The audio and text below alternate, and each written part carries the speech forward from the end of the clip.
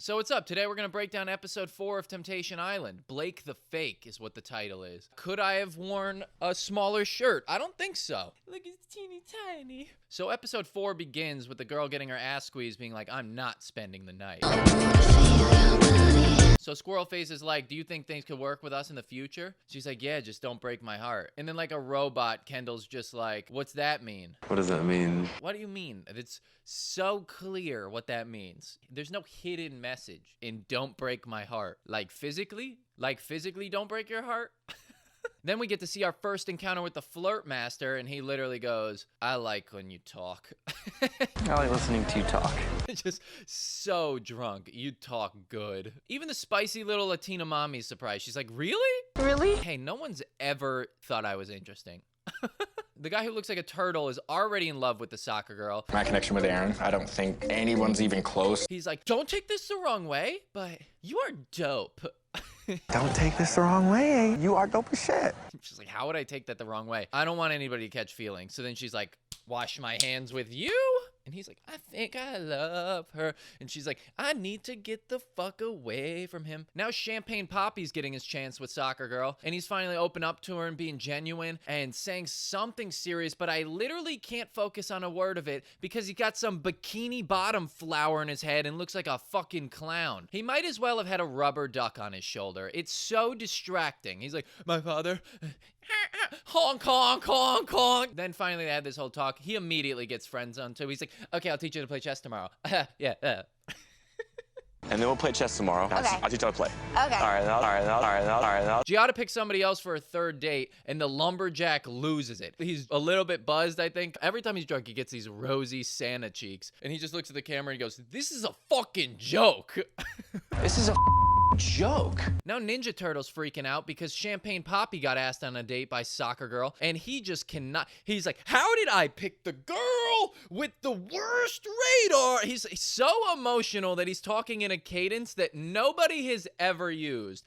How did I just catch feelings for the girl with the worst radar for good people? With the worst radar. He says it's so weird. And you're like, oh man, she really dodged a bullet, dude. You're crazy. So then the girls are trying to calm him down. They're like, it's only been 2 dates, you know. He has the most insecure smile of all time. It's only been 2 days. It's one of those, like, you think that you're giving everybody the signal, like, everything's fine. Like, nobody has any idea that I'm breaking. In real life, his smile is just... No one has ever been like, man, that guy's just having a good time. I'm fine. So the chef and Giada are like off-road in some dune buggy and she's driving. She can't drive, flips the thing, and the chef slams his side in the ground when they're going like 30 miles an hour. And not only that, he's got the full weight of an adult woman with a big ass slamming into him too. And then he's just got to be like, this is so much fun. So much fun on my date. Oh! The chef and Giada are now at some picturesque view with the dune buggy, and for some reason, he lifts her up onto the hood of the car. And it's like, first off, don't scream. You were 1 inch off the ground. Don't act like you free fell from space. She's like, ah! And also, you could have got up there by yourself. None of that was necessary. What are you trying to prove, dude? Then Ratface says essence again. My essence. 2 times now. That's too many times to use that word. And then he picks the girl up and runs into the mountain. Like, he's got to stop eventually. He's got to be like, oh, fuck, you're like, actually like heavy though. Like, it's like you're 120 or 130 pounds. It's like kind of a lot to like run up a mountain with. It's kind of a big ask. Hey, you pick up an adult woman, run uphill, and don't get exhausted immediately and make her feel all insecure that she's fat. What a dumbass, dude. Now it cuts to Woody. What is going on with Woody? He is not allowed to wear hats. He puts on a cowboy hat, and now he's talking like he's from Texas. Now you're gonna make me blush now. Well, everything's bigger in Texas, right? Last week, he had a fucking crown on, and he thought he was a king. I swear to God, if you put a diaper on this dude's head, he would think he was a baby's ass. This guy's a human idiot. Cut to the date with soccer girl with Champagne Poppy. They were supposed to play golf, but she wouldn't be good at golf, so they somehow manipulate it to be soccer golf and these giant holes.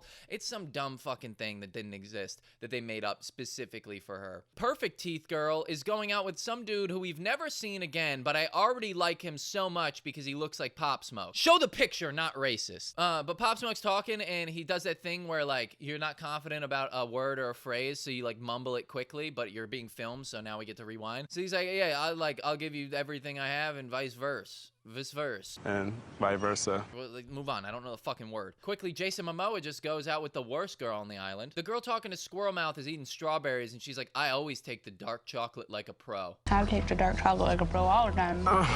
Isn't your father gonna see this? Can you tone it down like a little bit? These gestures are my way of saying, hey, like, I like you. If you like someone, just tell them you like them. Or maybe touch their arm a little bit and laugh. Don't be like, I always crush black dick. Fuck. Okay, so they do a Temptation Island talent show, and the crazy girl from last episode literally looks nervous. Nicole with a dance break. Then Giada confronts the lumberjack dentist, Dr. Blake, and she's like, I think you're just trying to like be this like amazing guy and say like the right thing, and it's just like kind of fake. And isn't it crazy that these girls have such shitty boyfriends? They're like, a guy saying nice things? A guy being good? What kind of phony bullshit is that? My boyfriend's real. He looks like a rat and is on an all-cheese diet. Isn't it ironic that his name's Tom, a cartoon cat that fights a mouse, but he's the one who looks like the rat? So Blake gets called fake. Then the chef refers to himself as 10 Toes Tommy because he's always keeping it real. He's like, bro, I'm 10 Toes Tommy. I'm 10 Toes Tommy. Have I ever told a lie? No, never. Then Dr. Blake is all upset and like drunk, you could tell again, because he's just stumbling around. He's got like a robe on. It's like, dude, you're in public. Get the robe off. What are you, Hugh Hefner? And he's like, do you think I'm fake? You think I'm fake? There are two guys who I legit have never seen before. As Blake's walking by, they're like, yeah, he's Blake the fake. Blake's like, fuck off. And they're like, fuck you, you fucking fake. And they get in this weird argument. Now Dr. Blake is sitting talking to the Ninja Turtle because they're both upset that their girls got taken. And Dr. Blake is just like, yo, go over there and be real to the Ninja Turtle, who I think claimed that he's going to turn into Savage Shack, which is just terrifying. Now, Savage Shack might start coming out. And then Dr. Blake's, all right, I'm gonna go to the bathroom, and just runs and hides like a little pussy, dude. And I'm gonna go to the bathroom. And now they turned him into Raphael, the angry Ninja Turtle. He's like, I tried to be good. So now there's this big argument going on between these people, and then Insignificant Girl proves why she's literally the worst. She's not even in the same room, and she's like, I hear people yelling. Oh, I gotta step in on this. One of those girls that's like, I hate drama. And it's like pretty crazy for somebody who's always involved in drama, especially when it has nothing to do with you. She just heard people scream, and she's like, everybody stop, everybody stop. And it's like, no, we're trying to murder each other. Can you shut the hell up? Jumps in the middle of an argument, doesn't know what's happening, and for some reason, one guy's standing up, the Ninja Turtle, and then she starts being like, stop, stop, and then touching him. He's like, don't touch me. And then she's like, are you talking to me? Wait, are you talking about me? It's like no one else is touching each other. Of course, are you dumb? So far, the only person that's caused physical touch has been you, the person who doesn't want to start anything. She's like, stop, fucking don't touch me. I'm mad. She's yelling, walk away, walk away. And she doesn't even know who's wrong. Literally, these two guys who we've never seen before are like, yeah, I knew Blake was walking by when I called him a fake. We're stirring the pot, baby, stirring the pot. You're damn straight you did it on purpose when Blake was. You wanted his ass to say. Because I'm stirring the pot, baby. I'm stirring the... So they're totally wrong, and this girl just comes in and she's like, get away, to the wrong guy, and these guys fucking are assholes. And just because Blake's name rhymed with fake, they're like, Blake the fake, fuck that guy, he's fake. And everybody's like, yeah, I'm starting to see it. And if I'm being completely honest, I literally have no idea what they're talking about. I thought for some reason, I was like, yeah, Blake is fake, because he had like a huge head and was like a little handsome, so immediately your first instinct's like, fuck that guy. But I rewatched it, and I honestly don't know what is fake about it. He's just like being a nice, I guess. He says that stupid thing like, oh, I'm here for the guys, but he's not like actually doing anything that phony. Woody gets in a serious talk with the girl from Texas, and I think the cowboy hat is still lingering because he looks off to the side and goes, full Matthew McConaughey, and goes, that's some real shit right there. That's some real shit right there. Then the completely unexpected happens. Kendall fucks the girl who sucked dark chocolate off those strawberries? What? Dude, and after the girl is like, I really like Candle. And yeah, I'm calling him Candle now. Here's the scent. shit. How do you have no self-awareness? He came to Hawaii to bang single girls, and now you're like, he's such a great guy. It's like, dude, he came here with a girlfriend. If there's anything you have proof of, it's how he treats girls he's in a relationship. Pure insanity on this side. You're so blinded. You just like see the sunset in Hawaii, and then you just see whatever guy you're next to, and you're like, this is so romantic. You're my husband. How do you have no indication that you're gonna get treated like trash? Kendall looks at you and he sees, oh, that looks like an old crumpled up napkin. Cause it's trash. Oh, is that paper plate super dirty and covered in sauce? Cause it's trash. But that's you. Why don't you get this? I think someone used this tissue. No, wait, that's you. Cause it's trash. Trash! They talk to Candle and he is an idiot. He's like, yeah, I mean, maybe she's gonna see what I did and feel like some type of way. And if we can get through that, it'll make us stronger. It's like, God damn it, you are a psycho. You ever see serial killers and they can never admit what they've done? And then finally, like, the cop shows a picture of the girl that he, like, hit with a rocket launcher. And then he's like, oh my God. And they just break down. Kendall literally has not admitted to banging this girl. He's just like, we had an interaction. If Erica's seen my interaction with Alexis, there was an altercation last night in the bedroom. The episode's called Blake the Fake, but they go back to Champagne Poppy. He's got these stupid glasses on, and he's in the hot tub, and he's talking about like, yeah, we're gonna steal these guys' girls. Like, oh man, you're definitely gonna smash. Just like talking so explicitly about how they're gonna end up banging these guys' girlfriends. It's pretty ridiculous. I think Tommy Trees, Disco Dave, and